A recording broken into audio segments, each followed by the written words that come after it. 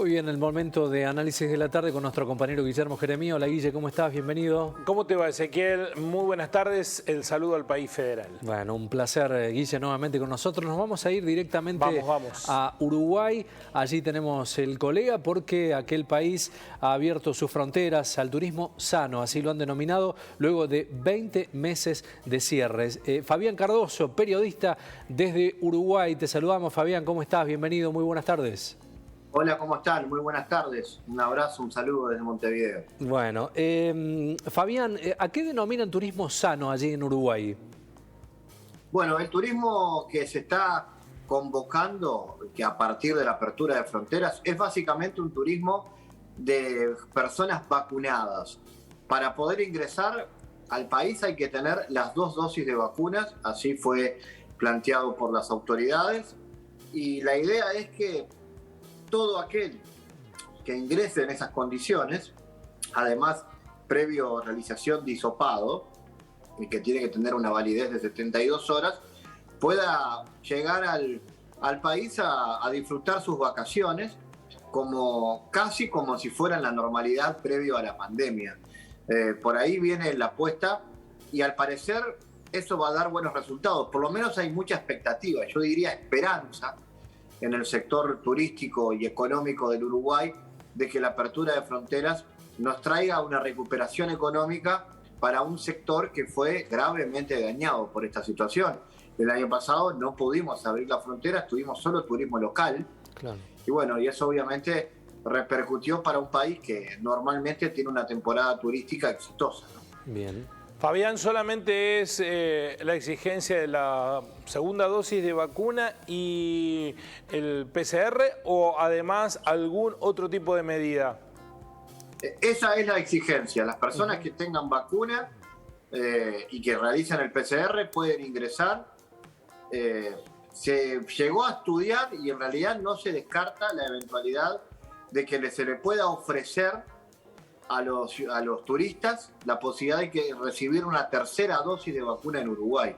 Uruguay ha avanzado bastante con el tema de los acuerdos con Pfizer y hoy tenemos una gran cantidad de dosis de Pfizer que incluso superan a la cantidad de dosis que la población se ha dado. Quiero decir, hoy todos tenemos nuestras 3 dosis en Uruguay, o casi todos. Entonces, hay un movimiento de llegada de vacunas, especialmente de Pfizer, muy dinámico, que le permitió estudiar a las autoridades la eventualidad de ofrecer una tercera para los turistas. Eso aún no ha sido anunciado, pero tengo entendido que sigue a estudio. ¿Cuál es la foto a esta hora de la situación pandémica allí en Uruguay? Algo mencionabas, pero en porcentajes. ¿Cómo está la vacunación de adultos y también la vacunación pediátrica, la de niños? Bueno, la vacunación viene muy bien, como decía, en realidad más del 80% de la población se dieron las 2 dosis. Prácticamente todo aquel que quiso vacunarse en Uruguay pudo hacerlo. El margen residual que quedó es que la gente que decidió no vacunarse. Claro.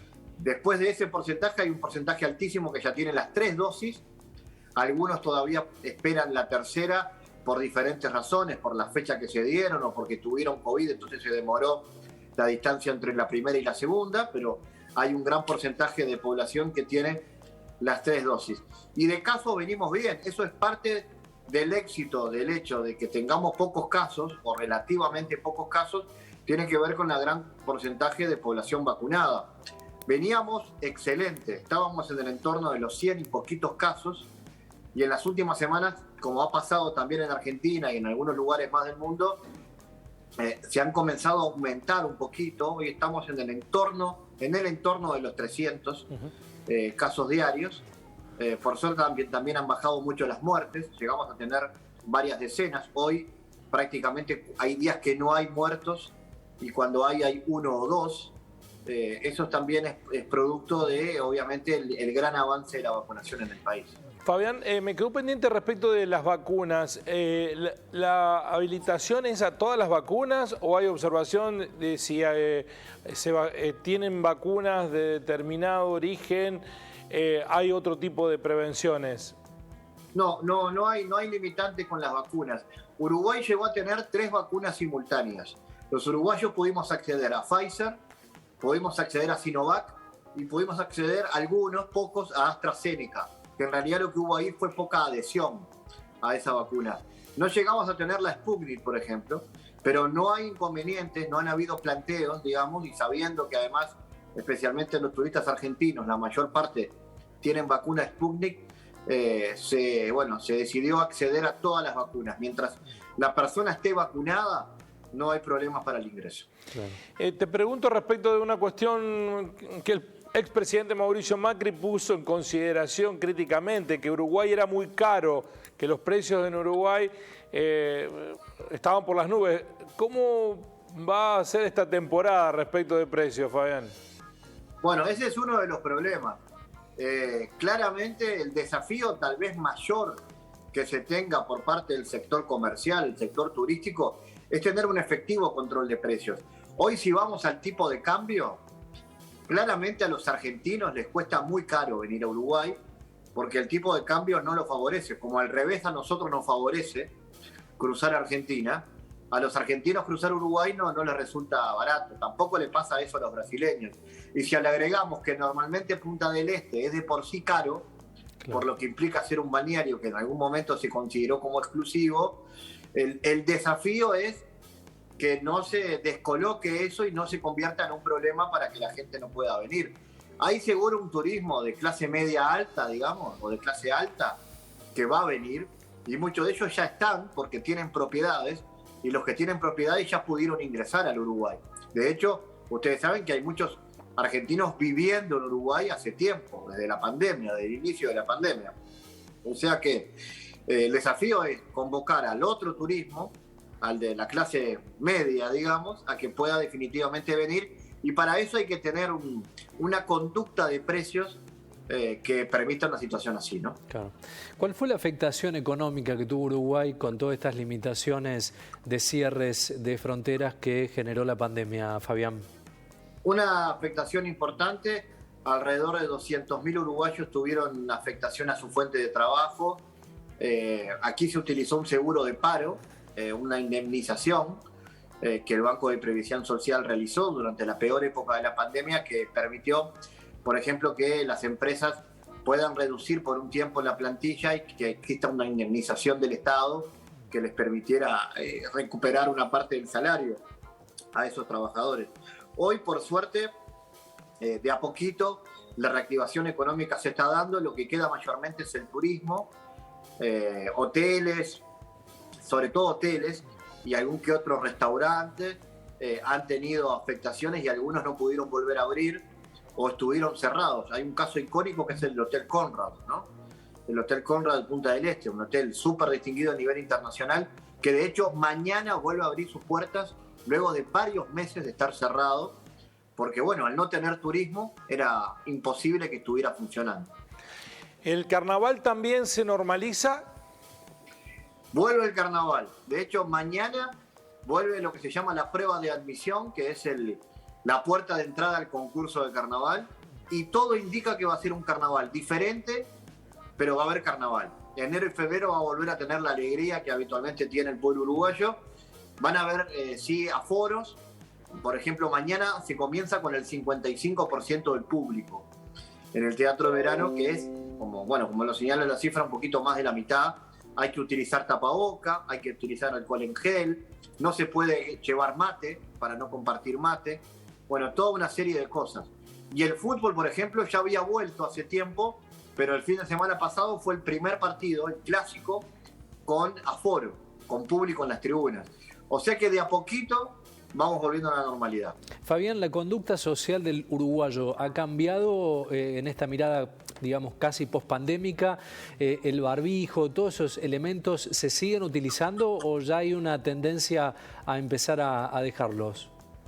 El barbijo quedó incorporado, es parte de nuestra vida. Es impensable ingresar a un espacio público cerrado sin utilizar el barbijo. Se flexibilizó, no es obligatorio utilizar el barbijo en espacios abiertos, salvo que haya aglomeraciones. Por eso, por ejemplo, lo del carnaval, ¿no? Que hay que utilizar barbijo porque va a haber mucha gente en el mismo espacio. Pero en espacios cerrados hoy, primero que no se puede, y después que culturalmente es impensado que alguien ingrese a un lugar sin barbijo, eso pasa en el transporte público y demás. Bien, bueno Fabián, gracias por el reporte y por mostrarnos cómo está Uruguay. Esperemos que esta posibilidad de reactivación genere la recuperación económica que necesita Uruguay. Gracias por el tiempo, Fabián. Un abrazo, hasta luego. Gran abrazo. Bueno, Guille, ahí está el tema, ¿no? La pandemia no se ha ido todavía, hay liberación a restricciones, pero bueno, no hay que bajar la guardia, esto lo decimos continuamente. Sí, es una constante en todo el mundo. Nosotros, esta parte del mundo está en mejores condiciones que otra respecto de la cantidad de casos, lo hemos dicho y repetido. Veremos qué pasa con las vacaciones, ¿no? Porque no sé cómo será en Uruguay, los uruguayos tienen me parece a mí, disciplina o una tranquilidad o una menos pronunciada rebeldía, ¿no? En el sentido que acá le decís, no hagas blanco y vamos todos a hacer blanco. Es parte de lo que tiene del espíritu de la argentinidad, que a veces se juzga como positivo y otras resulta muy negativo. Es muy difícil la cuestión de los aforos, ¿no? Porque acá se establecieron aforos incluso cuando se retomaron las actividades en los días donde los números todavía eran muy difíciles y ni siquiera en esas circunstancias se respetaban los aforos. Ni hablar de ahora, ¿no? Es muy raro, extraño ver en algún ámbito de eventos que se respeten los aforos. Esa es la verdad. La otra cuestión es algo que a mí me parece muy interesante, lo que dice el colega, respecto de que se ha incorporado culturalmente la prevención sanitaria, sin que venga un papá Estado y te diga, hace esto, no hagas esto, para cuidarse uno mismo. Bueno, acá me parece que en Argentina no. Yo tengo esa percepción, a lo mejor es una mirada acotada de los ámbitos donde nosotros estamos, pero a mí me parece que no se ha incorporado la prevención sanitaria como una pauta individual que caracterice un momento de la sociedad. Creo que si no está el Estado diciendo no hagan esto, no hagan esto, y si no está el Estado sobre todo poniéndote límites, multas, sanciones, controles, no estamos teniendo una disciplina sanitaria acorde a no permitir que venga otra ola de la pandemia. Ojalá me equivoque en el análisis, ojalá que hayamos pasado el momento. Por supuesto que las vacaciones van a ser el gran desafío, porque se van a movilizar millones de personas en la Argentina por las expectativas que se están generando, combinadas con una recuperación de la economía que beneficia a algunos sectores. Digamos, no a todo el país, tal vez se movilice el 10% de la población. Bueno, pero son 4,5 millones de personas. Sí, no es poco. No es poco. Muchos van a viajar a Uruguay porque hay gente de poder adquisitivo que ya en épocas normales, Punta del Este, te cobraban 3 veces más y la paridad cambiaria Argentina y Uruguay los igualaba. Te cobraban 3 veces más porque estás en Punta del Este. ¿Querés estar acá?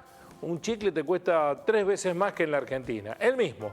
Bueno, era solamente una decisión de limitación de la cantidad y calidad del turismo que llegaba a Punta del Este. Veremos ahora cuál es el escenario, porque desde el punto de vista cambiario ya no solo es Punta del Este, sino cualquiera de los lugares que uno elija para ir a Uruguay, tenemos condiciones desventajosas desde el punto de vista cambiario. Sí, será, creo eso, ¿no, Guille? El gran desafío lo que tiene que ver con las vacaciones. Hacemos una vuelta de página también hablando de los contextos pandémicos, de las situaciones que han sucedido en la Argentina con la famosa foto de Olivos, porque hubo pronunciamiento de la justicia respecto a este tema. La fiesta en Olivos, el juez rechazó el pedido de inconstitucionalidad de los DNU de Alberto Fernández. Lo había solicitado la defensa de una de las imputadas, Estefanía Domínguez. Ahora el magistrado debe resolver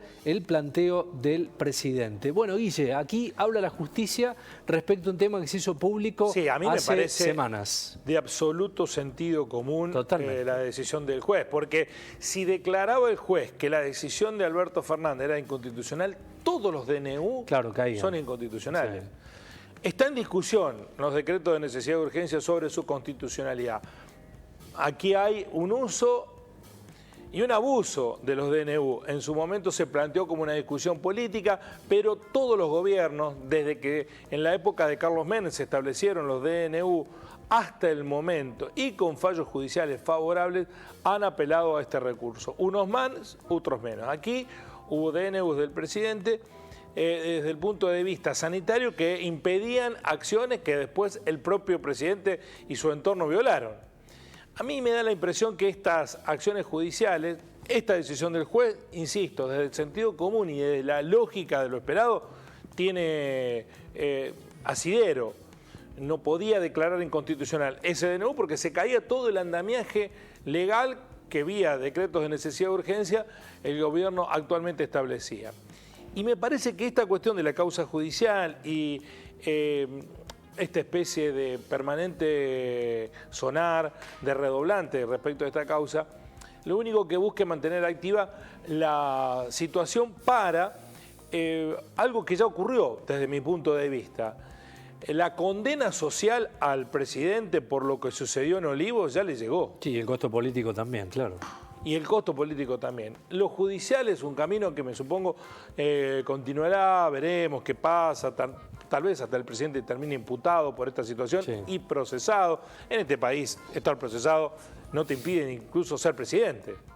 Con lo cual a mí me parece que la verdadera condena ya Alberto Fernández la está pagando con el descrédito y lo que implica políticamente pedirnos a los argentinos hacer una cosa y él, en su fuero íntimo, no ejecutarla.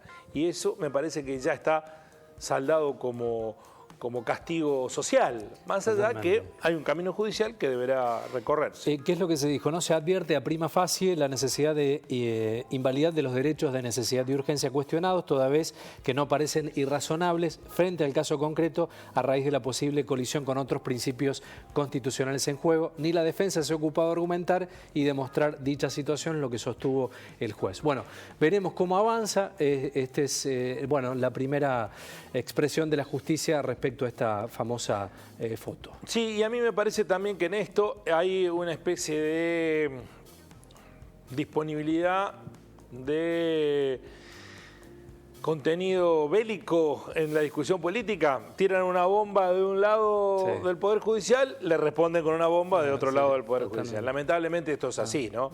Porque debiera ir por carriles mucho más de orden estrictamente judicial y no tan político, pero ni una cosa ni la otra pueden evitarse. Cuando digo ni una cosa ni la otra, ni que el macrismo acuse de intencionalidad política al juez Baba, que lo está citando por las escuchas a los familiares de Lara San Juan, ni tampoco es evitable que quienes adhieren al oficialismo piensen que estas determinaciones judiciales y la repercusión pública que tomen están ligadas con el escenario electoral que estamos transitando. Totalmente, totalmente. Guille, gracias como siempre. Hasta mañana, así son las cosas. Hasta mañana.